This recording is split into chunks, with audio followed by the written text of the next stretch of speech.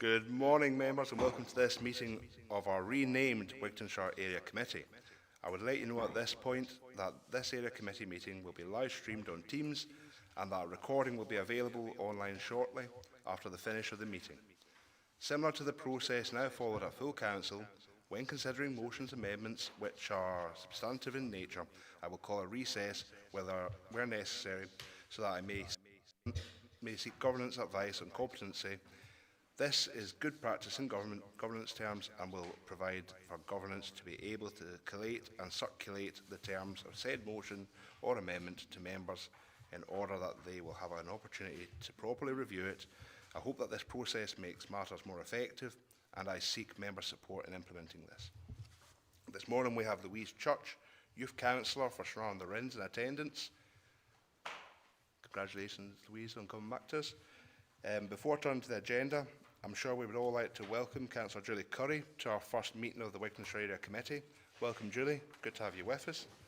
I'd also note with sadness in the recent passing of former Dumfries and Galloway Council Liberal Democrat leader Sandra McDowell.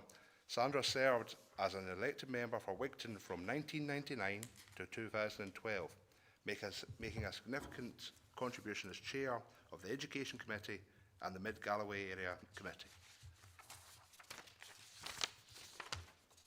In her retirement, she continued to serve her community through roles including the Douglas Stewart School Board, the Wigton Book Festival Company, Wigton Booktown Project, the Galloway National Park Association, the Wigton Borderlands Plan, and as convener of the Wigton Community Council. Sandra will be greatly missed. We extend our heartfelt condolences to her family at this difficult time. And now turning to the Wigtownshire Area Committee business. I'd like to take a moment to highlight the success of our recent community engagement sessions. We held two events, one on the 12th of February in Ward 2 and another on the 17th of February in Ward 1. Both sessions were extremely valuable. They gave us the chance to hear directly from local groups about their experiences, their challenges, and importantly, their hopes for the future as they develop their local police plans. I want to thank everyone who took the time to attend. Their contributions are helpful and are helping shape a clearer, stronger vision for our communities. I'd also like to share that following the support expressed by Wigtownshire Area Committee members regarding the invitation to visit the community reuse shop, this can now be confirmed as part of our engagement programme. This visit will take place on Wednesday the 11th of March at 10 a.m. Thank you, members. And I'll pass us on to item number 1, Sedering and apologies. Okay, thank you, Chair. We've got 7 members present today, 6 members present here at Ashwood House. Councillor Hagman present on Teams. We've also got, as you said, Youth Councillor Louise Church present, and we've got apologies from the Vice Chair, Councillor Hill. Thank you. Thanks for that, Claire. And I do agree and accept contributions from Microsoft Teams and for members to participate. Item 2, members, declarations of interest. Are there any statements of connection or declarations to declare? Silence, that's always a good thing when it comes to declarations. Moving on to item 3, minute of the Wigton Area Committee, well, we're now Wigtownshire Area Committee of 5th of November 2025. Members, are we happy to approve the minutes? Councillor Ashmore. Thank you.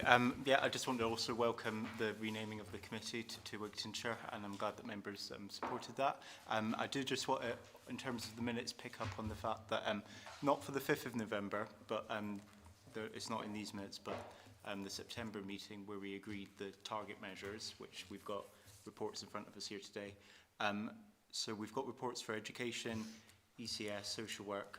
There's no economy and infrastructure report, which was also agreed. So we agreed a number of measures, including play parks, equipment, and that doesn't seem to be here. So just wondering, in terms of the order of business, do we know why that's not present?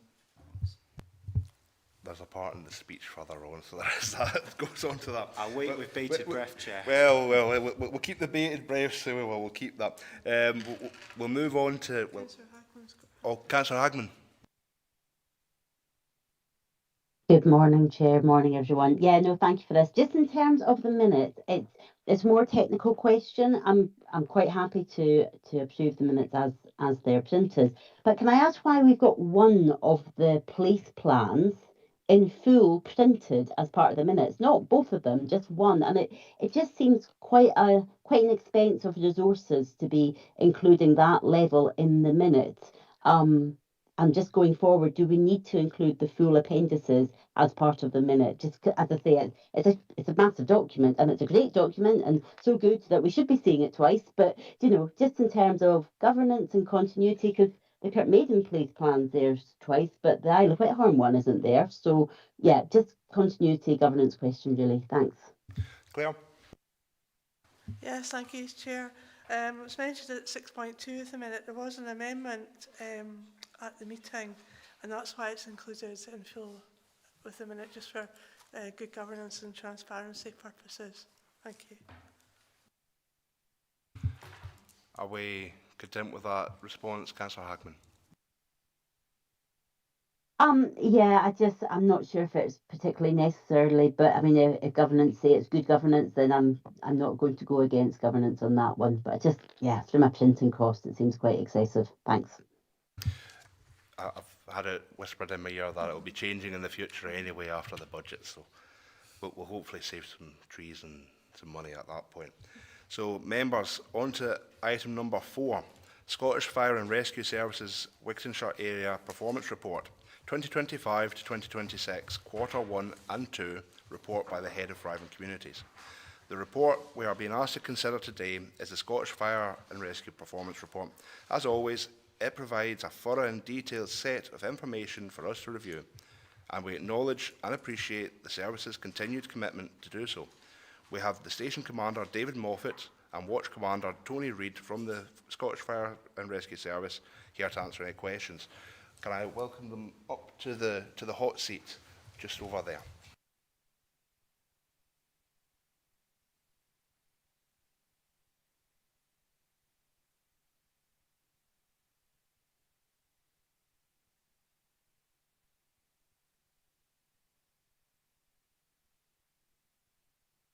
Welcome, gents.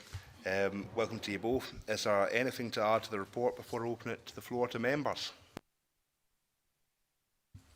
Yeah, no, nothing to add at this time, though. Thanks, Roman. Members, do we have any questions? Councillor Marsh. Thank you, Chair, and good morning, gentlemen. As ever, a beautifully presented, easily readable report. I wish all the reports we saw were as easy to decipher as this one. Looking through it in its entirety, we can see a decrease in non-fire incidents over the period, and also, thankfully, a decrease in RTC casualties also. But what did stand out within the report was the about 17% increase in total incidents, a rise of overall fires from 38 to 57. In addition to that, the total fires increased by about 50%, from 38 to 57. Is there a specific reason for that? Is it seasonal, or is there a way to kind of explain that at all? David? Good morning, thanks for your question, Councillor. We do tend to look at trends, and we do analyse the data, and there really isn't a straightforward answer to that question. Sometimes it can be seasonal, but a lot of the time we try and identify any trends in spark lines, and on this occasion we can't find them. Councillor Marsh. No, that's grand, Chair, thank you. Excellent, thanks for that. Councillor Hagman. Thanks, Chair. Yeah, good morning. Thank you for the report. I echo Councillor Marsh's comments there. It's always a pleasure to get these reports. A couple of questions from myself. The first one on page 69 of the report, and it's got the summary at the start there. It references non-fire fatalities, and it's just a question really, is that in regards to road traffic accidents where Scottish Fire and Rescue have attended? Just what is the definition of that? The second question I've got is on the next page, and it's in regards to deliberate fires on the second graph. And I'm just conscious every third quarter seems to be the quietest time for that. And is there any lessons that we can learn as to why, particularly in the quarter three, those always drop down? I know that they're quite small numbers anyway, so perhaps not. And my final question is just in regards to the education engagement and the deliberate fire setting for derelict buildings. I'm conscious on page 80 it references that there's been 4 sessions at Stranraer Academy, but there's none at the Douglas Yurt. And equally, in terms of water safety demonstrations, that's been at Stranraer Academy, but again, nothing at the Douglas Yurt. And there may be further plans for that in the second half of the year, but just to confirm, will there be at that level of education being rolled out within the Douglas Yurt as there has been in Stranraer Academy? Thanks ever so much. David, Tony? Yeah, good morning, Councillor. Thanks very much for your questions. So in relation to question 1, non-fire fatalities is, essentially any casualty identified as a result of an incident that doesn't involve fire. So that could be RTCs, it could be gaining entry to properties to assist partner agencies, it could be medical emergencies. So these all fall under non-fire casualties. In relation to your second question on deliberate fires, yeah, the sparkline does show kind of a trend in the third quarter. To be fair, we've again analysed and we can't identify any specific reason for the trend in quarter 3. But as you did state, Councillor, we do tend to deal with relatively low numbers anyway. So any kind of spike is minimal in terms of numbers of incidents. And in relation to question 3, I'll bring Tony in, who might be able to add a bit of information to that question. Yeah, thank you. On the water safety input, we've got planned for June for Water Safety Week in Wigtownshire area. That's been going to be arranged with Douglas Yurt and also local community groups at Wigtownshire Fire Station. So that's in the planning, and that's got to be the National Water Safety Week. And we've also got stuff planned for next month with certain groups coming into Wigtownshire Station to address the issues down there. And regarding any safety input we can give to education, get shared through the media by posters and whatever to education to share that out to their students, etc. So that gets passed to education as we see any rise or fall in any trends or any concerns with hot weather, but kids jumping in the water. So that gets shared by education. So that should go through every school for you to read out. So that's how we pass that across as it increases or decreases. Apart from the inputs we put in place, we put it in as a preventive motion, but we've got stuff planned for that area, with youth work, etc. That answers your question. Thank you. Thanks for that, gents. Councillor Hagman, do you have any feedback on that? Yeah, no, that's helpful, and I appreciate that you are working with Stranraer Academy. I see you've got various head teachers in the background listening in, so there's always the conversation to have with Mr. Webb there in terms of the Douglas Yurt, but it's just to ensure that we have that consistency. But no, I really appreciate that. Thank you very much. That's what Councillor Hagman. Councillor Curry. Good morning, and thank you for a really easy to read report, which I'm very grateful being a newbie to this job. I'm really wanting to pick up just in the home fire safety visits, having worked in health and social care for a considerable amount of years and really been involved in supporting this. I know the decline, and I'm just really wanting to explore and try and understand, perhaps, is there still an ongoing need for this? Because I'm also acutely aware of the amount of people we've got locally facing addictions and real inequalities, and I would just be keen to explore how we could perhaps look at getting that number back up again, working in partnership, or indeed is it necessary? So it's really just to explore that statement there. Yeah. David? Yeah, thanks, Councillor, for your question. Home fire safety visits, excuse me. We recently actually reviewed and amended our approach to home fire safety visits as a service nationwide. What we did was we pushed for a more person-focused approach to home fire safety visits. And what that means is that we're identifying people who meet certain criteria, who are then deemed to need a home fire safety visit. Anyone that doesn't meet that criteria is still being engaged with, and they're being given bespoke home fire safety advice via a written document. So what that's done is that's basically focused our home fire safety visit, in-person visit efforts on what we deem high-risk occupants. For that reason, you will see us a decline in the number of visits, and that's because we're not attending the same kind of broad range of occupants. We're focusing on the high-risk, person-focused visits. In terms of partner working and referrals as well, we are currently working on our partner referral application, which we've been working on for a period of time, and we're looking to engage with partners like Health and Social Care Partnership and others in the region to sign up to the data sharing framework for this application, which will then allow us to either work in a one-way or a two-way information sharing system. So we're very hopeful that will be up and running soon, and we'll be able to get partners on board.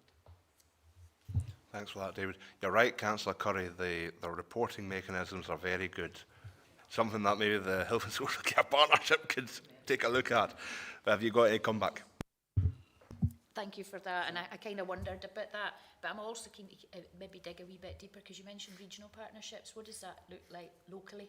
Because I know in the team that I worked in, you know, we worked really well with the local fire and rescue service, perhaps people that suffered from hoarding and such like, and it's really, I'm just probably a wee bit apprehensive that perhaps we're missing certain groups of people that's at risk. So it's really just how we strengthen that local connection. Yeah, they've changed the criteria in the home fire safety visit, and hoarding is one of them. That's one of them that's been referred for partners, and that's, you see the increase, but the decrease could be from previous years when the government set out that you had to have linked smoke alarms in your house. We were out doing everybody's house, knew that everybody's got it. This is probably a wee bit of the spike where it drops a wee bit because everybody's got linked smoke alarms, and we still offer that out free of charge to those who meet the criteria. And there is a lot of work going in and around the area with partners for like O2 referrals, people with oxygen therapy. We still get that ongoing, and that's a big build-up of some of the numbers we get. And we're still driving forward for various partners, care partners, to come in. As David said there, we need to get them to sign up to the app. Once that's signed up, we will start getting that will increase. And we're always pushing it, so anybody that can be referred in for any area needs to be put through the process. But that's probably a wee bit of the decline that's coming for the low, medium and in the high. So we are concentrating on the most vulnerable, and that means it's to the individual. There's no the address to the house. If they move, we still, that information goes with them. So if they move a bit, so. Thank you for okay, that. thanks, Kevin. Thanks for that, gents. Councillor McCarman. Yes. Yeah, good report. Thank you very much, as it always is. A couple of questions on page 93. A very brief one is to assist other agencies. Just a couple, if you could give a couple of examples of what other agencies are, that would be good. Secondly, I've had a couple of conversations recently with other agencies involved in DG Lost. And there are areas of improvement to be made, you know, feedback-wise. So I'm just interested to see how you guys, particularly over in Wigtownshire, how, when it is, when the bunker is triggered, if you like, or words to that effect, how do you find the process works? Is it something that could be improved, or is it something that is working as it should? Because I know that there are improvements that can be made from the police's point of view as well. So. David, Tony? Yeah, thanks for your questions, Councillor. So in relation to the assist other agencies, examples would be working with the Scottish Ambulance Service, where we might need to gain access to a property on their behalf to allow them access to a patient inside. and then subsequently we might assist with you know, the transport of the patient to ambulance or any other kind of assistance that they might need. It can also be assist Police Scotland. Again, if there's any reason to gain access or to assist police, we would do that. So that's what tends to fall under the kind of assist other agencies bracket. In relation to your question about you know, the bunker being stood up and how it runs, as an organisation ourselves, you know, when we attend the bunker, generally, and I'm speaking from not from experiences, I'm quite new to the area, but have been in to CPD events, seen the bunker, and I've worked with people who have worked in the bunker, and from our perspective, it does run pretty well. We have identified ourselves some kind of teething issues, which was in you know, relation to some communications and some kind of technology side of things, which we have actually rectified as an organisation within the bunker. So hopefully the teething issues that we were experiencing have been rectified, and moving forward it should be a smoother operation when we do get stood up to go to the bunker. Thank you. Councillor McCallum, would you like to come back in? Yeah, thanks, Chair. Thank you very much for that. I'd also like to put on record just a more lighter topic and say a great big thank you to the Newton Stewart Fire Station for their Santa's Good Autumn in December, because we always go, and I know it's greatly appreciated by the community, so thank you very much. That's all, Councillor McCallum. Any other members? Oh, Councillor Ingalls. Yeah, just a quick one on page 86 on recruitment. Just wondering what the current position is. I noticed there are issues at Drumore. I think there's only 4 staff at Drumore, and also staff retention. Obviously, that's a major issue. Can you give us a rough update on where we are at present? David, Tony. Yeah, thanks, Councillor. So at the moment we are continuing with our ongoing recruitment campaign, and we've actually had one interested party for Drumore following a careers event. I think it was just last week. We've also tried to address the issue, you know, appreciating that retention is an issue as well, and we're actually expanding the catchment area for Drumore with a view to hopefully getting some interest for recruitment from maybe a bit further afield. So that's a kind of ongoing discussion, and hopefully that will make a difference to recruitment for Drumore as well. So we are actively pushing to try and bring interested parties into the station and boost the crewing levels there. Thank you. I think recruitment levels in Drumore have been a struggle for a long time since I've been in the council. I think it's reoccurring. But Councillor Ingalls, would you like to come back in? Yeah, I'm assuming we're okay in other stations. Are they fully staffed, or I noticed there's a lot of well-kent faces in the fire brigade, you know, that have been there many years, and you do wonder about that succession planning and how we're going to replace them, and whether obviously you'll have something in place to take that forward. It must be challenging, though. David? Yeah, it is challenging, but it's a challenge that we're seeing across the country. You know, trying to recruit and retain on call. You know, but there are things that we are doing locally. A good example is our young volunteer scheme that was here in Stranraer. We've actually got, I believe, 2 former YVS volunteers who are going through the process for joining Stranraer on call. So, you know, there are things that we're doing as an organisation, but there are things that we're doing locally to try and, you know, boost the interest in joining the on-call. And that was a good example of that succession planning, as, you know, engaging with our youngsters, you know, bringing them into the organisation in the volunteer capacity, and that just gives them that taste for possibly a career in the fire service, and that's where it's really paid dividends for us, especially at Stranraer. And with us now moving our YVS over to Sanker in the north of the area, we're hoping to see the same kind of outcome there as well. And I'll just touch on the successful plan at Stranraer Station. They've been trying it for a year and a half, is where they put in under youngsters in the station who want to be OIC, and we put in training, and they're doing a 6-month stint at a time to get experience. So, as you say, the old lines move on. Successful plan has been in place now for a year and a half at Stranraer, by youngsters getting temporary acting up positions as crew commanders, watch commanders, and that's going to be happening in other stations. We were a trial, and that's been going for a year and a half. So if somebody's decided I'm going to leave tomorrow, then the next person coming up, it's no new to them. They've been experienced, they've been exposed to incidents, they're being mentored, so the whole service is putting something in place, and that's across the area. There's other stations doing that as well with Wigtownshire. So it's going to be a massive help.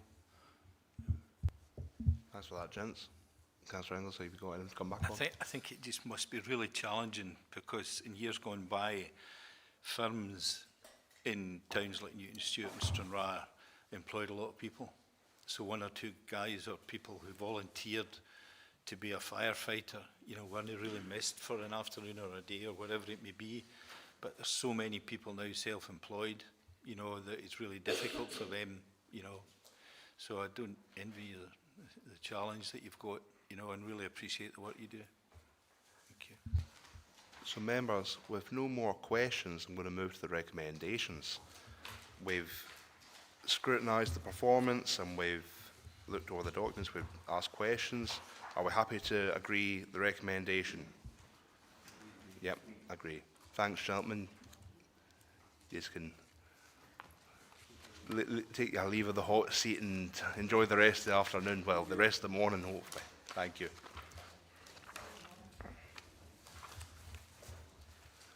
So members, the next three reports reflect our new performance management approach.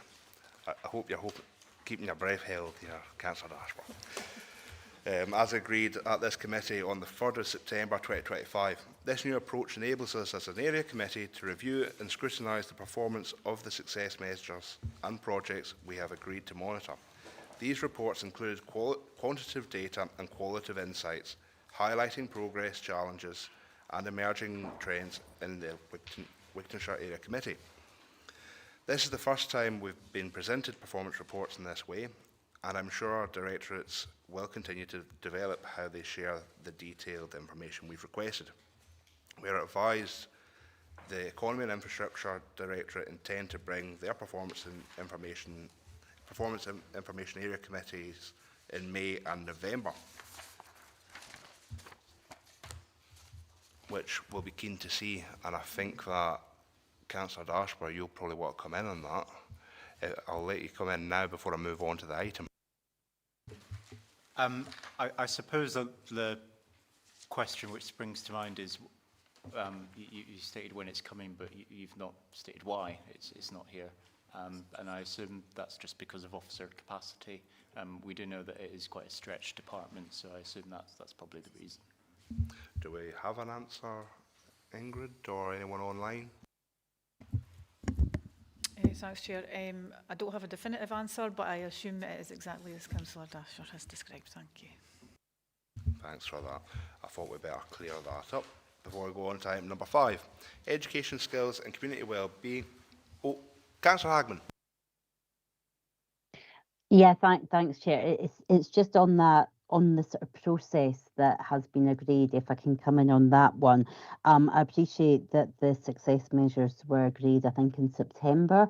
I've unfortunately had to give my apologies at that meeting, so I wasn't there.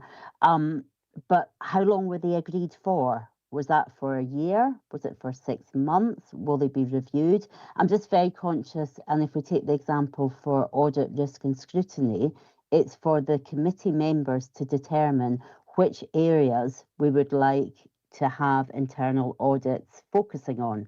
So appreciate that these measures have been selected by the members, which is really helpful. But when do we review those? Is it an annual opportunity? Because there's a huge amount of measures, and is that built into the programme? And I guess that question would be for all of these reports. Thank you. I've got Ingrid Gemmell. Yeah, thank you, Chair. Just to confirm that those will be reviewed on an annual basis. Councillor Hagman, would you like to come in on that? Yeah, I mean, that's great. So we're going to get a double lot from economy and infrastructure then, are we? Because they're already behind. So are we going to add in additional ones, which, do you know, it's just a little bit unfortunate if the rationale that report's not here because of capacity, if we then add in more indicators, it's not a great start, unfortunately, but I appreciate the officers here if we don't have a response to that question. Thanks. Thanks for that, Councillor Hagman. I think you have hit the nail on the head. That it's a capacity issue, and we don't want to overburden the officers coming back to us, but at the same time, we need the information here to be able to be reactive and make decisions. So it's a yin and yang in a sense, but we are where we are. So moving on to item 5, Education, Skills and Community Wellbeing Directorate. Area Committee Performance Monitoring Report by Executive Director of Education, Skills and Community Wellbeing. The first of these reports provides performance information on the selected success measures and projects from Education, Skills and Community Wellbeing Service Plans. It is good to see in the appendices that the education performance figures are set against those for the rest of Dumfries and Galloway and the national picture. This offers a clear comparative picture for members and the public. It is also important to understand the factors which have contributed to the overall downturn of attendance at both the Ryan Centre in Stranraer and the Merrick Centre in Newton Stewart.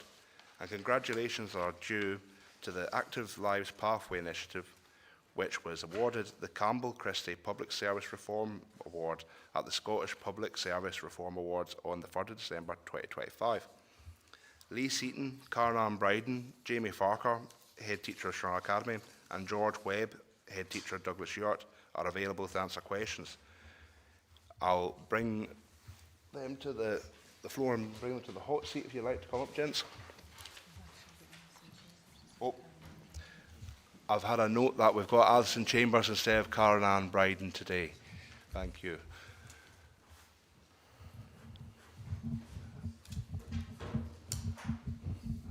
Welcome, folks. Thanks for joining us today. I'll kick it off and say that it's great in our appendix, the supplement to Appendix 1. It looks like Wigtownshire folk and Wigtownshire young people are very good at getting jobs and very good at, are very ambitious that way. However, the higher education going forward is maybe slightly lower than the national average. It's good to see that both on our lowest SIMDs and our highest SIMDs, that jobs seem to be good. We seem to be able to create employable young people, which is an absolute merit to yourselves, folks. Thank you. I'm going to take Councillor Dashper. Thank you. Particularly in terms of the individual school performances, I think there is a lot of positive work that's going on there, so I do want to commend that. My question is more around page 101, and maybe this is for Alison, if you can help us with this. It says at the bottom that Q1 destinations only refer to Stranraer Academy data, and Q5 only refers to the Douglas Stewart data. I think the instinct from members when they agreed these measures was to get a sort of Wigtownshire-wide judgment of what's happening. So I think that's maybe a little bit more difficult for us, given the fact that we've only got one school for one quintile and one school for another quintile. You know, we agreed the lowest and the highest. I think to get that socio-economic understanding of, you know, inequality, does that affect positive destinations and such? It says that the reason for that is because there's low or no pupils in the respective quintiles, and I do understand that. But I suppose my question is, in terms of helping enable members to make that scrutiny, do we need to get the data on quintiles 2 and 4 for Wigtownshire as well? Thanks. Alison. Thank you, Councillor Dashford. And I think you're absolutely right. We have to be very protective of our young people. And if we don't have young people in quintile 1, then we cannot report on that. But also, if there's only 1 or 2, we don't want to make that noticeable. But I think in terms of to get more information, to get more detail, because that's what this committee is all about, there's no reason why we can't get that breakdown by quintile as opposed to just 1 and 5 to do that comparison, particularly when you've got an area where perhaps it would be more interesting and more helpful to understand what does quintile 2 look like, because we always have a bottom 20%, a middle 60% and a top 20% irrespective of quintile. So I absolutely take that on board, and I would welcome that as a sort of moving forward. Councillor Dashper. Yes, no, thank you for that. I really appreciate it. I mean, I was looking at the numbers in the cohort, and they're so small that I think that can maybe skew the percentages by quite a margin, because we're talking about a very, very small amount of children. So I think that does make things more difficult for us. If we can maybe take that as an action, Chair, to get a further report with the additional quintiles for Wigtownshire. Happy to take that as an action. I'll just make sure Claire's got that. Yep, excellent. Councillor Hagman. Thanks, Chair. Yeah, I mean, there's a huge amount of detail in this report. So first of all, thank you. There's probably more information in this report than the subsequent ones coming forward. So if I just go slowly, starting at the beginning, because I've got a couple of questions. If it's helpful to pause, I can do that, Chair. So please feel free to guide me on that one. The first question I have got is in relation to, if I go in the page order, 97, and it references the project to review primary management arrangements. And I'm just wondering if there's any update on that one following the budget decisions that were taken last week. So that hopefully is a fairly simple question. Do you want me to stop at each one? Is that helpful, Chair? I Alison? think, Councillor Hagman, if they're all on education, how many questions do you have? If it's a wee threesome or if it's 5 of them, maybe. It's a few. It's a few there, but I mean, I can go slowly if helpful. We'll take them a couple at a time then. We'll take them a couple at a time. Perfect. Okay. The second one is in relation to Appendix 1, and as Councillor Dashburn has already alluded to, the numbers are quite small, but I do think, you know, I'm really heartened to see that the national figures are going in the right direction. Across Scotland, education attainment is getting better, both at the lowest and at the top end. So that's fantastic news, and I think it's one that we should be celebrating as a nation. However, in Dumfries and Galloway, we are not following that trend, and that is my concern. You know, when we look at Dumfries and Galloway wide, those percentages are changing somewhat. So we've gone from 91 down to 89.5, and locally we've gone from 96.7 to 95.1 in terms of the quintile 1. It's not quite the same in the very top one there, but you know what's happening in Dumfries and Galloway, and specifically Wigtownshire, that is meaning that we are not following the average in the national. Is it something we're doing specific? Is it something, you know, that we can improve on? And how do we ensure that we're not falling below the national trend on that one? The next question I had is not in education, it's for the leisure side. And I appreciate in page 1110, there's reference to swimming lessons and wet-side activity as a separate indicator, though it would be useful to understand the attendance. So I'm not sure if swimming attendance is different to swimming lessons.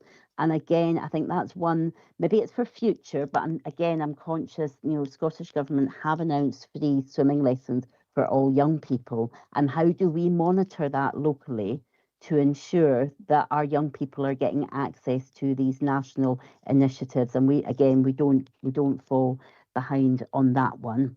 And finally, you'll be pleased to know that my last is really just a comment, and it's welcoming the access to free leisure activities for care experienced young people. I think it's really an important one to be noting, and just to ensure that any younger people, unfortunately we still have care experienced people coming through the system, that they're aware of this and that we're promoting it so that they can take advantage of that opportunity. Thank you. Alison, would you like to come in on the education side? Absolutely. Thank you, Councillor Gusty. So in terms of the primary review, we met as a Education Skills Community Wellbeing Management Service Managers team yesterday, and so therefore I don't have an answer for your primary review, but I can certainly take that back to Jonathan, who will be able to give you clarity over that question. So certainly in terms of the budget lines, and we're just working through them ourselves at the moment. So I hope that John would be able to give you a clearer steer with that one. In terms of where we are with our literacy and numeracy, first of all, thank you for the question, and I'm glad that the level of detail is something you welcome. There are a number of things to sort of put out there in terms of where we are with our literacy and numeracy that we've been doing for the past 4 years. So we have been really focusing in on what that journey of a young person looks like from S1 to S3, first of all, and making sure the professional judgments are correct for those young people, because they are teacher-led judgments of our ACL data, achievement of a level data. That then informs us to ensure that young people are then being coursed correctly for S4 to S6. There's also been a focus in terms of young people staying in school, so they therefore making sure that they're getting the correct pathway from S4 to S6. And then we've put a piece of work together around data so we can track young people more, so that when they do leave the school system, that they're getting the best grade possible, their best literacy and numeracy grade, and we would be aiming for aspirationally level 5 for most of our young people. I would say that when we look across, we are making improvements, but there is still variability, and we recognise that. It's have we, as an authority, if we look at our local benchmarking, we have made improvements, but so has every other authority. And so we are working with partners in South Lanarkshire and Fife and West Lothian to understand what they are doing as well as what we are doing to drive that attainment picture. But I would also say from a school level, there has been a laser focus on what young people are achieving and making sure that they are getting the best outcomes for our schools. And we are working in partnership with our secondary schools, not just in the Wigtown area, but across all of our secondary schools, trying to have a robust conversation around where are we with our data. It might be at this point I want to invite Mr. Farquhar and Mr. Webb to sort of give you that detail around what they are doing in their schools around literacy and numeracy. Mr. Webb, would you like to go first, and then we'll bring in Mr. Farquhar? Thank you, Alison. Particularly looking at literacy and numeracy, we've been concentrating, as Alison said, looking at our BGE, so our first to third, so that we are preparing our young people from when they start their SQA qualifications. One of the issues that we identified a few years ago was young people not completing courses. So we're making sure we were in third year banking as much evidence as we can. So particularly for maths and English, when they've completed a National 4 level assignment or coursework there, then we have that evidence, so that when we move on to fourth year, we can target the areas that they really need to work on, so that it's not just a one-year course. Particularly for literacy and numeracy, so English and maths, if we're focusing on, we're looking at that from all the way from first year through to fourth year when they set their national qualification. So it's trying to make sure we get everybody to get a qualification by exit point. Particularly at Douglas Stewart, what we've seen when you look at our participation and you compare it with our leaver destinations, we had a higher proportion in the last few years of leavers at the end of fourth year, all into positive leaver destinations, but into work. And that's something, in a rural area, it's been really important for us because it's our local industries that we're encouraging young people to go into and make sure that they have the literacy and numeracy qualifications by the end of that point, so when they go into work, that if they do decide to do something else in a few years' time, they've got those qualifications there. So it's about early identification, making sure that we gather as much evidence and tracking, targeting our young people all the way through, and those that are at risk of not achieving, particularly by the end of fourth year, it's about the work that we have been doing to provide support. If I link that back to, we look at the destinations and the positive destinations, and somewhere it's negative. When we look at some of our young people who are not seeking employment, it's a small number, but a lot of that is due to kind of anxiety and health. So what we're trying to do is support young people not just in school, but out in the community at home. So we, through PEF, we have staff that will go out for young people who can't come into school for various reasons and work with them, particularly on literacy and numeracy, to get those qualifications.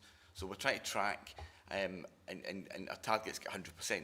So by fourth year, all of our young people have achieved a literacy and numeracy qualifications, whether that's at level 3, 4 or 5, and then that builds the base onto whether they continue in school into S5 and S6 or go into employment or training.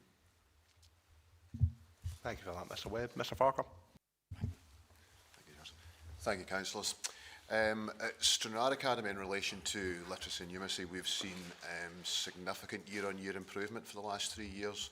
In literacy, we are above our virtual comparator at levels 4 and 5 and matching it at level 6. And numeracy, that was identified as an area for improvement, has improved markedly to the point where now we are meeting our VCs again at all 3 of those levels. We've achieved that through a number of means. In terms of numeracy, we've worked really closely with our cluster primary schools. So our maths department and primary 6-7 teachers have worked very closely over the last 2 years to generate a commonality of understanding and really good transition between P7 and S1. We identified in the previous academic year that we were inheriting a large cohort of young people from primary who weren't able to access the secondary curriculum due to their literacy levels. So through pupil equity funding, we've employed a primary trained reading specialist to improve the reading levels of that particular cohort of young people. Almost all of the young people improved as a result of that intervention. The average improvement was around about 2 years of improved reading, with the biggest improvement being 4.5 years over a 6-month intervention. Quite remarkable. Combining that with considerable interventions around the senior phase around literacy and numeracy, including the inclusion of application of mathematics in addition to mathematics in the senior phase, has allowed us to ensure, as George was saying, that we're targeting 100% attainment in literacy and numeracy by the point of leaving, and that's allowed us to move very rapidly, particularly in relation to numeracy, to our virtual comparator levels, and significant improvement over the last 3 years. That's fantastic. Thanks for that, Mr. Farquhar. Thanks for that, Mr. Webb. Councillor Hagman, before we bring Lee in to answer the swimming side and the leisure side, have you got any follow-ups on the education side of your questions? Yeah, no, thank you. I mean, I was looking more on page 101, but I totally appreciate the work that's been done in terms of literacy and numeracy, and there's the table on page 102. I think whatever you're doing in terms of National 4 for school leavers, that's working well. We can see, that is really positive of where we are, although in Wigtownshire we are still below Dumfries and Galloway, and we are still below the national average. So I appreciate that there is a really positive story to say in that space. It's not quite the same for National 5, where the figures aren't as positive, and in fact they've gone down since last year at National 5. So I appreciate that there's a lot of work being done, and I just to ensure that we continue, because we're 10% below the national average for National 5, and I appreciate it's a challenging situation that we're in, but it's that we continue to focus in on that. It is, I appreciate there's a huge amount of intervention happening, and I understand that the local employability partnership are also working with schools, etc. So it'd be maybe helpful to understand what specific programmes are working with that, with No One Left Behind, etc. Because Lynn Burgess within the local employability partnership, I know, is doing a lot of interventions as well at looking at those positive destinations. But no, I do appreciate that there is significant work being done and continuing to be done in that space. Thank you. Mr. Farquhar would like to come back in on that, Councillor Hagman. Thank you, Councillor Hagman. I think there's probably two things. The destination data is something that we are really proud of at Stranraer Academy as well. We've again had year-on-year improvements in our destination data, and what I'll refer to as our virtual comparator, which is an important measure for us. So 4 years ago we were below our virtual comparator in terms of young people leaving Stranraer Academy to a positive destination. We moved above that 2 years ago, significantly above it last year, and this year we've just posted our best destination data in history against our VC. We're statistically significantly much greater than our virtual comparator, which is the first time that any school in Dumfries and Galloway's had that signifier, so we're really pleased with that. On the virtual comparator, and it relates to the previous point about SIMD data, in quintile 1 and 2, 80% of the young people in Stranraer Academy are in quintile 1 and 2. So that poverty demographics are really, really important, because when we look at the local averages and national averages, Stranraer Academy certainly is not an average school. And that poverty aspect's a really important consideration, which is why I tend to look at the virtual comparator, which takes account of that and better reflects the efforts of my team and the pupils at Stranraer. That's right, Mr Barker. Alison Chambers. Yes, I just want to also bring in terms of that positive destination that we're also very proud across the authority that we have no unknowns. And when you compare that to the national picture, it is a small percentage, but we have no young person that has left any of our schools across Dumfries and Galloway that we do not know where they are. We're not saying they're all in a positive they're in a positive destination. Some are not because, of course, they are perhaps not ready for employment, but we have got no unknowns across our whole schools settings. That's for that, Alison. Lee, you finally get your chance to shine. Thank you, Chair. Good morning, councillors. So, in terms of swimming, the appendix that focuses on indoor leisure and sport attendances and activities, that is an indicator that is in relation to the dry side.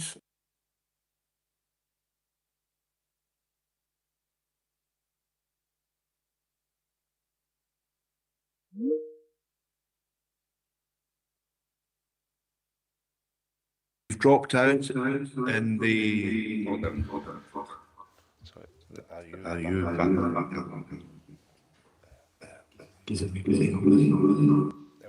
Hi Lee, sorry, we dropped out in the chamber for pretty much a whole reply there, so could you take it from the top again, please? No problem, happy to do so. In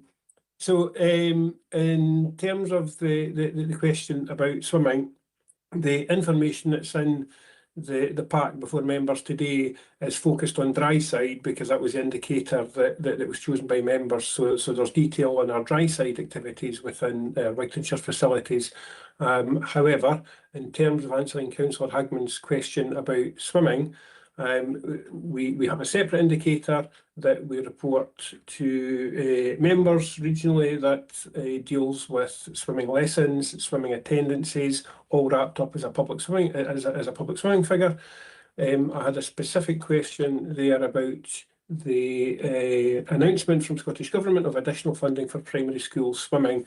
Correspondence to date that we have received as a local authority is from Sport Scotland to indicate they haven't yet got the full details on how that will be rolled out, but it will be additional monies available to local authorities for primary school swimming. That is something that we currently do offer. We offer it to all primary 4 pupils. All schools are contacted. Not all schools necessarily will choose to take up that offer. But my hope would be when we get the detail from Sport Scotland and Scottish Swimming that allows us to add value, to look at perhaps the length of swimming that we offer. We currently offer 9 times 40-minute sessions on average to primary schools. We have challenges around transportation, or the schools have challenges around transportation, challenges around being able to staff that if they still need to keep teachers on site at school and send teachers to the pools. So the devil will be in the detail when we get that from Sport Scotland and Scottish Swimming, but we certainly welcome it. Thank you, Chair. Thanks for that, Lee.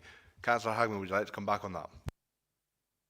Yeah, no, thanks very much, Lee. And I'm really aware transportation is an issue. So, absolutely, I'd like to again put on record thanks for the confirmation that there will be the additional funding to roll this out. And I guess the detail, will we be able to use maybe some of that funding for the transportation is going to be key. And is there even transportation there? I do think it's really important, and it should, I would hope, link in with our physical activities strategy.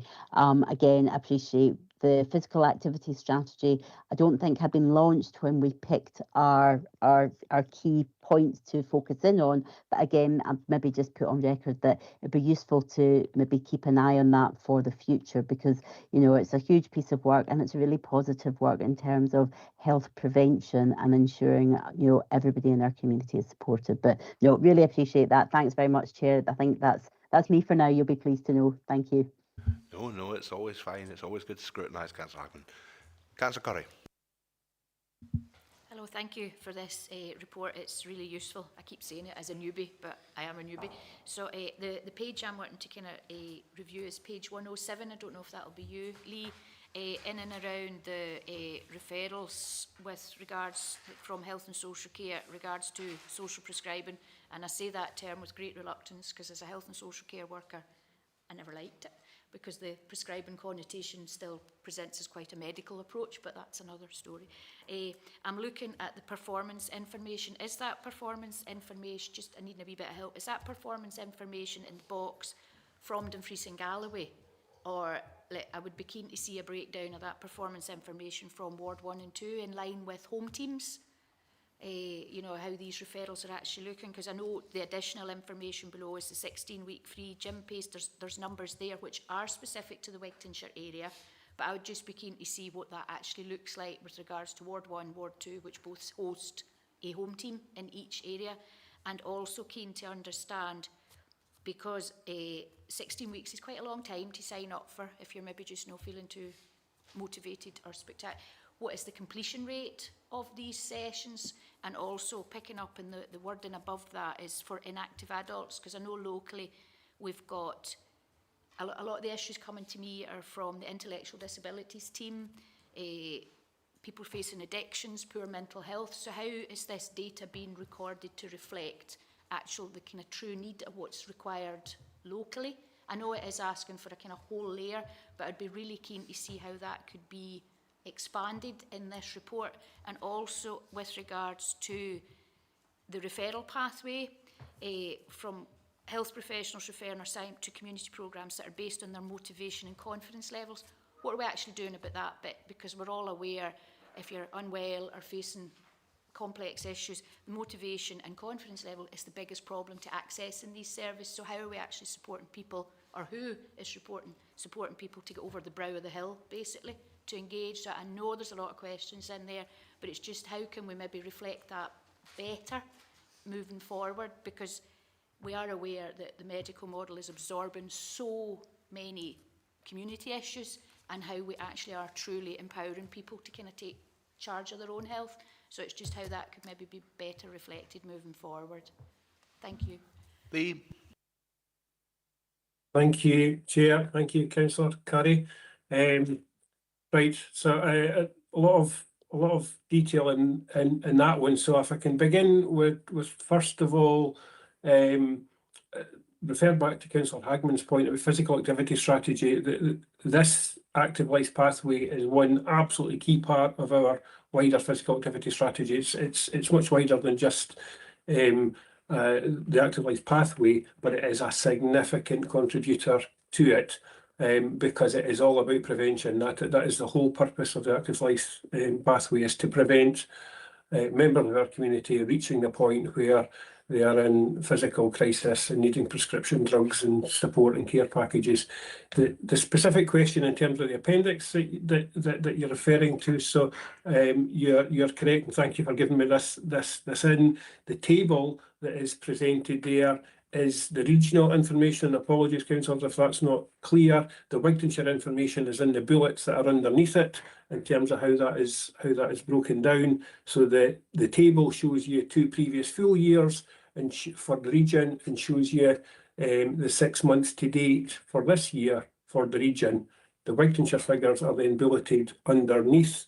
What that means, just for clarity, those 2 bullets, when it talks about the 16-week gym-based programme, there are 144 across the region, of which 62 are in Wigtownshire that in the first 6 months of this year have signed up for that 16-week programme. And then the bullet underneath, referring to the 8-week community-based, so that's not within a gym, that is in a community setting, one of our classes that may be strength and balance, maybe gentle movement, it may be linked to some of our walking activities. We have 115 of those referrals across the region, and 28 in that first 6 months were Wigtownshire individuals, just for that clarity. In terms of the referral length that you referred to, Councillor Curry, the 16 weeks, there's been great debate and discussion on that reflects the national referral standards. So we've worked very closely with Public Health Scotland, obviously, as part of developing our active life pathway, because they've been heavily involved in the development of our physical activity strategy. Now we've got a review group with colleagues from health, third sector as well now, that we are constantly reviewing the success and challenges of this. The numbers that we get referred through absolutely do not then 100% completion agree to sign up to go into the activity programmes. I don't have that breakdown, Councillor Curry, to hand, but I'm very happy to share to all members of the committee some further detail in terms of what you're asking of that completion rates, and so both completion rate but also of the referrals that we get through. When you talk about that motivation and that support that individuals need, we have identified officers within my area of the council, but also health have the same, who do that triage point, if you like, and that's that point of discussion with that individual that's been referred, to chat them through what their situation is. So that's talking to Mr. or Mrs. X at home. We have a referral, understanding their specific needs, chatting through the opportunities locally that they could engage with, and be that if it's a 16-week one or if it's a community one, what is the appropriate setting, what are the days and options for you, how we can ensure that someone is there to meet them on the beginning of that. It's all linked to capacity challenges. We have got fixed term funding behind this that we've secured to help bolster this programme, but fixed term funding isn't a permanent thing. So I think my commitment to Councillor Curry would be, in light of the comment that was made, I think, at the beginning of the committee about how long are these indicators getting this deep dive approach, and the commitment is for a year, so we will be back again in 6 months' time. That some of the comments you said there about completion rates, about actual number of referrals that then lead to someone. Thank you. Thanks for that, Lee. That was a detailed response for a detailed question. Councillor Curry, would you like to come back on that? No, thank you for that. And just touching on, I would be keen to understand the demographics and the inequalities aspect of this as well, because we know it's an excellent service and it's very well, but we need to ensure that it is targeting the people that actually will benefit. And I know that's the hardest bit, but I would be really keen to understand the demographics, postcodes, quintiles and such like as well. And maybe a bit, and I know the numbers are reduced, so we've got to be careful about confidentiality, but obviously understanding age and demographics would be really useful as well. Lee? Absolutely happy to do that. I'll perhaps reach out, Councillor Curry, directly to you out with committee, just to ensure that how we look to prepare something to share with the wider area committee and ready for our next 6-month report just meets, I think, what it is you're keen to see and what your council colleagues will be keen to see. Thanks. Thanks for that, Lee. Councillor Dashper. Thank you. Hi, Lee. Looking at 4.3.7.3, page 97, mentions the fluctuations in theatre usage at the Ryan Centre. Just wondering if you can elaborate on that, because it mentions, you know, there's cancelled shows and such due to lack of interest, I guess. What is the process for deciding what gets shown at the Ryan Centre, and are we seeing these fluctuations, for example, at the RBC in Dumfries as well? Thanks. Lee. Thank you.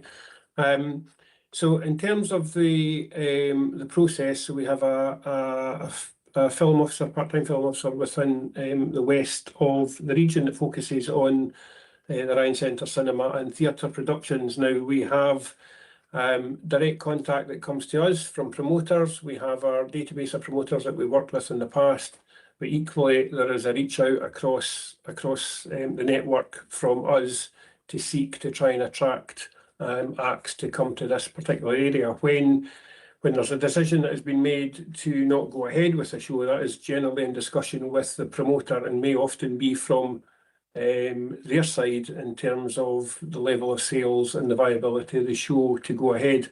What I would say is that until recently, the operations of Robert Burns Film Theatre in Dumfries and the operations of the Ryan Centre Cinema and Theatre in Stranraer have been quite separate.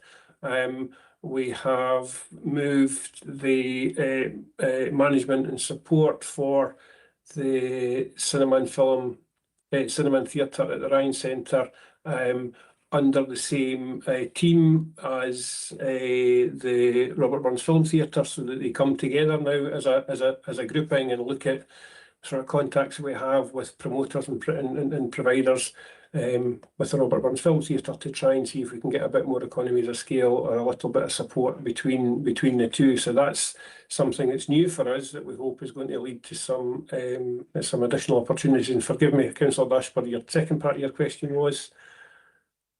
I think that was it, Lee, but I do have another question for you. Just on top of that, I'm conscious, or I'm aware in a way, that through the Regional Economic Partnership, Dumfries and Galloway Council signed up to what's called the South of Scotland Screen Strategy in order to promote cinemas and theatres in the south of Scotland. I think that sits under economy and infrastructure, but I'm just wondering, are you aware of that, and has there been any sort of cross-dialogue with our theatre offerings in order to promote that strategy that the council has signed up to? Thanks.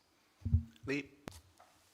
Thank you, Chair, Councillor Dashford. So that's not something I've had any direct involvement in, Councillor Dashford. I can't say for certain that our film officers at either site have or have not, but I will certainly find that out and make some inquiries and do a direct response back again, both yourself and the wider committee, because I would be very keen to understand how we could play a part in that, because we certainly could and should. Yes, no, I'd appreciate that, Lee. I think the relevant officer is John King under the Tourism Directorate, so thank you. Thanks for that, Councillor Dashford. I've got Councillor McCarman and then Councillor Louise Church. Thanks, Chair. Lee, I'm afraid my question is for you again. If I take you to page 111, it's just a couple of questions on some figures, please, just for clarity. So, as we know, the Ryan Centre had quite a significant upgrade. Was it 2024? Was it? Yeah. So we can see from the, particularly in the youth membership, that there's been a significant increase. Is that coincidence, or is that down to improvements made and we're encouraging youngsters a lot more? My second question is just a bit of clarity. I can probably guess, but I'll get you to clarify. Guessing's never sensible. So club membership and active membership. So 800 club memberships and 183 active. What's the difference there? Lee. Thank you. I'll take the latter one first, just because it's the freshest in my head. So the club membership is our full membership. It's essentially what any mainstream fitness member can take out, and that gives you access to all of our council facilities, not just at the one you declare your home facility to be, but as with all our membership, you could move about. If you were in Dumfries one day, you could go to DG1. If you're in Newton Stewart, you could go to the Rhine. You could go to Merrick, sorry. The Club Active membership is our discounted membership. So members may recall the term easy access that it used to be called in many years gone by. So that's where it's a means tested discounted membership, approximately half price membership for those that have universal credit and other qualifying criteria. In terms of the first question, which was about the youth memberships, there's a number of contributing factors, I would say there. So our youth membership is a relatively new offering. So from those periods, it was just introduced just pre-COVID. COVID obviously then came along and had a bit of an effect on all things, not just leisure memberships, but wider. So it has taken a time to start to grow through the period of post-COVID, but particularly we have invested recently in Ryan Centre equipment. We've got a new leasing contract was done through procurement that has improved the fitness facilities there, and that's definitely a contributing factor for that age group, but not just that age group, across all. I'd also say I've got family members who have used the youth membership previously, and is that word of mouth, particularly amongst the teenage market, that it has grown and spread particularly quickly, and is something that I think we have a little bit of an advantage with, because we've introduced that 14, the youth starts at 14 plus, and until we made that decision, in line with industry practice, it was a market that we just weren't reaching out to previously. Councillor McCallum would like to comment on that. No, that's helpful. Thanks, Lee. Thanks. Thank you. Youth Councillor Louise Church. Thank you very much, and good morning, everyone. It's nice to be back. Just a quick question on page 104 to do with National Fives. It was in the Wigtownshire Secondary Improvement Activity, the Douglas-Ure. I see if you're sitting a National 5, you also complete your National 5 literacy and numeracy units alongside of it. So I was wondering if that's up to the school's discretion to put their young people through them units, or if it's a region-wide thing, because I think it's really, really important when we're doing these courses to bank the units alongside it, just to reassure that young person that they've got them units sitting there going into that exam. Same with level 6, I know it just says level 5 there, but are we doing that across the board, or is that up to the school's discretion? Thanks, Louise. Alison? Yeah, fantastic question. So that sits with the school, and it depends on the conversation they have with young people. So it's very much about, it's not there for everybody. Not everybody wants to bank those units. That is seen as an additional pressure sometimes. So we set that with the schools, and the schools have the conversation with young people. But I would say it's common practice across many of our schools. Louise would like to come back on that. Yeah, I understand that it sits with the schools, but is there a way we can try push that? I know it may sound like an additional pressure, but if you're doing one topic, you set that unit, that's banked. Same way throughout the whole year. It's not adding too much additional pressure, so I was wondering if that's something that we could consider taking forward. Alison, would you like to come back? Yeah, it's always worth a consideration. I can take that back. In fact, I'm actually at a head teachers meeting today, so that's something I can share with them this morning. That's right. Louise, have you got anything else you'd like to raise? Not a problem. Councillor Hagman. Thanks, Chair, for letting me back in. I've got a question. It's in relation to budget setting, and I'm really conscious we've got these key performance indicators, and we have budget setting. We've already had an update that we'll need to look at the primary management as a result of budget setting this year. And often members of the public do focus on council tax, but there's a huge amount of work that goes into budget setting. I would put on record, I'm really disappointed that the SNP budget proposals for additional support for learners was not supported by Navanti Group, even though Navanti Group actually had that oddly in your own budget, but then didn't support it going forward. But one of the other budget decisions that were made last year was about increased marketing and promotion of Grow the Leisure Service. So, it was the SNP budget that passed. We made that commitment, that went forward. And obviously Lee is here talking about that. So my question to Lee is, are you seeing benefits of that? Obviously, this is a 6 months report, and the active membership and club membership, the details as a result of internal audit has sort of switched things about. But overall, do you expect that the numbers to be increasing? Because the table on page 1110 shows that it isn't, but that's just a half-year period. So are we expecting at the end of the year for that to go up? Because obviously that was a budget decision made last year that we put in additional funds for, and I've got it in front of me, increased marketing and promotion to grow the leisure service. So it's just to get a bit of feedback on there. Thank you. Lee Carn.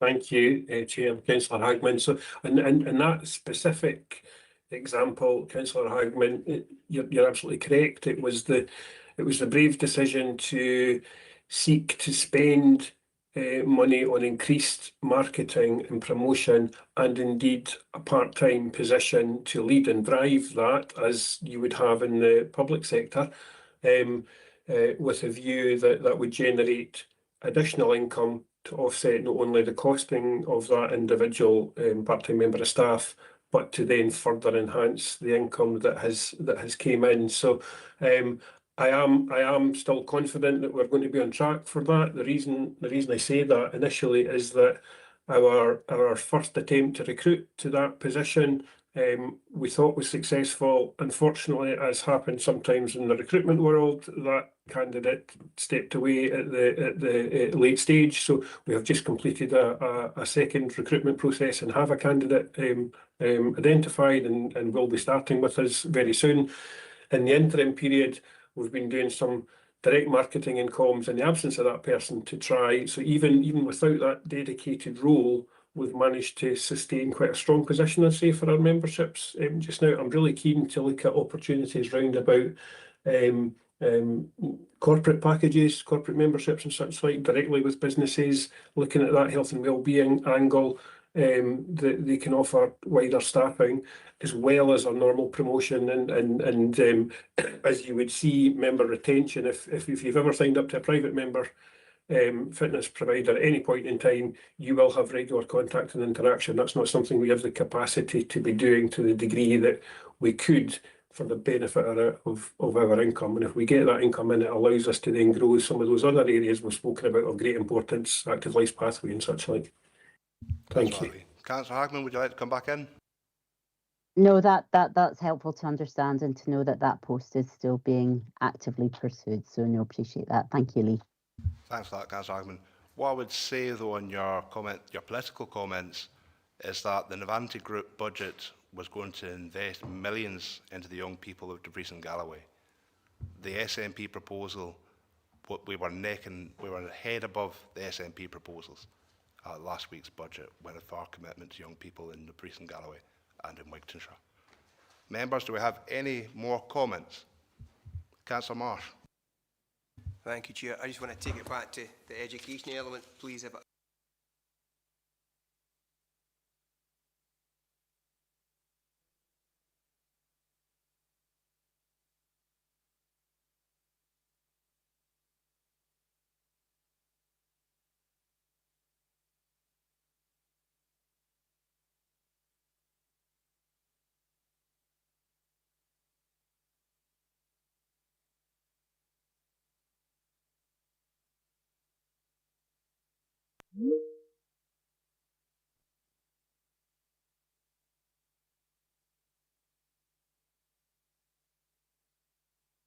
Sorry, Councillor Marsh, I heard we were going back to education and that's where it stopped.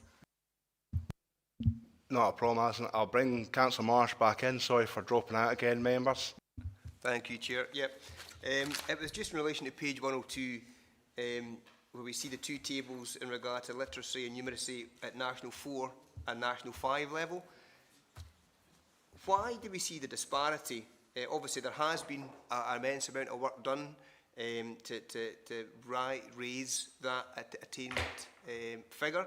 But why do we see the disparity between the percentages seen for National 4 leavers and National 5? Obviously, the National 4 level is sitting at the most recent figure at 84%, but at National 5, we're way down at 61%.